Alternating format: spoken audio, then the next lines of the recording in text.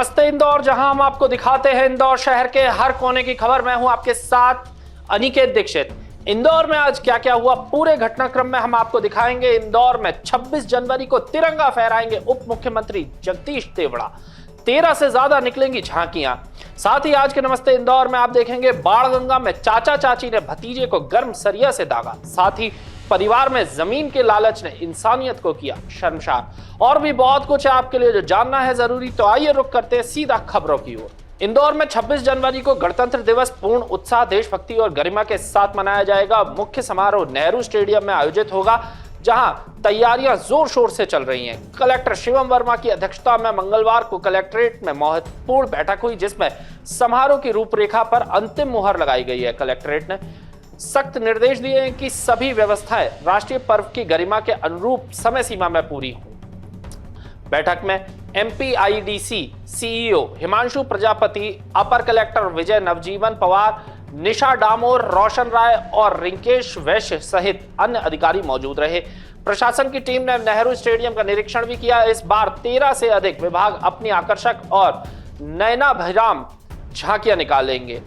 Collector Shivam Verma ने बताया कि शासन के निर्देश के अनुसार गरिमामय आयोजन होगा। विशेष रूप से उप मुख्यमंत्री जगदीश देवड़ा मुख्य अतिथि के रूप में झंडा वंदन करेंगे और राष्ट्र ध्वज फहराएंगे।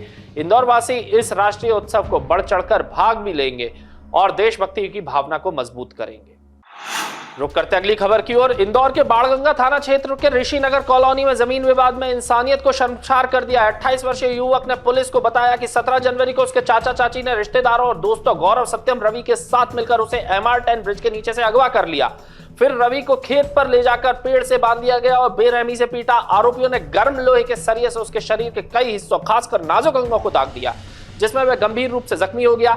यातनाओं के बाद आरोपियों ने उसे इंदौर लाकर थाने में उसके खिलाफ नाबालिग बेटी से दुष्कर्म का झूठा केस दर्ज करा दिया ताकि वह फंस जाए। मेडिकल जांच में शरीर पर जलने के निशान मिले। टीआई सियाराम सिंह गुर्जर के मुताबिक युवक की शिकायत पर सभी आरोपियों के खिलाफ विभिन्न धाराओं में मामला दर्ज कर जांच शुरू कर दी गई है। यह घटना परिवार में जमीन का लालच की क्रूरता को उजागर करती है, जहां रिश्तों में भी नहीं बख्शा जाता है किसी को।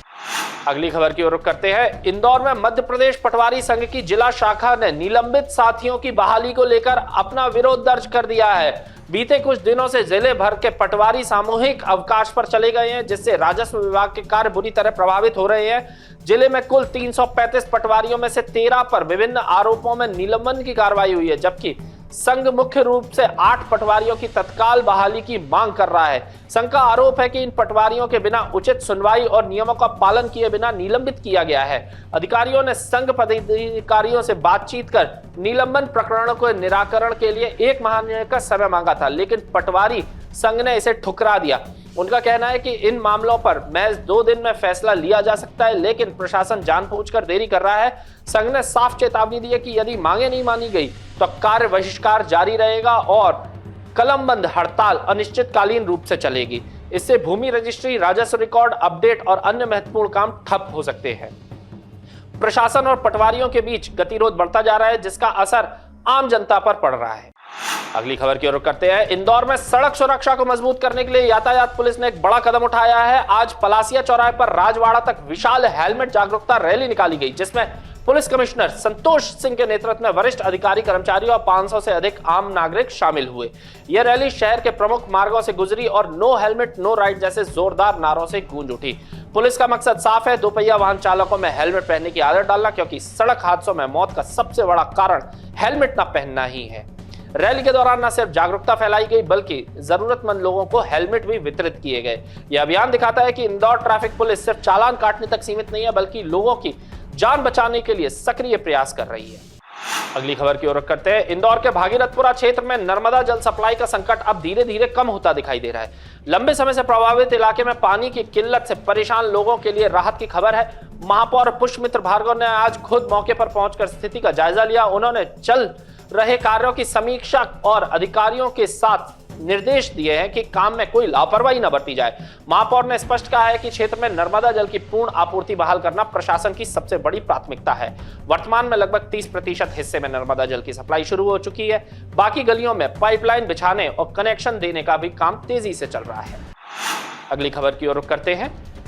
धार के भोजशाला मामले में इंदौर हाई कोर्ट ने भी महत्वपूर्ण निर्देश जारी किए हैं। सुप्रीम कोर्ट के आदेशों के अनुरूप हाई कोर्ट ने उसी व्यवस्था को लागू करने का निर्देश दिया है। कोर्ट के अनुसार भोजशाला परिसर में पूजा और नमाज के लिए स्पष्ट समय सारणी तय की गई है, जिसका स्थानीय प्रशासन को सख्ती से पालन करना होगा।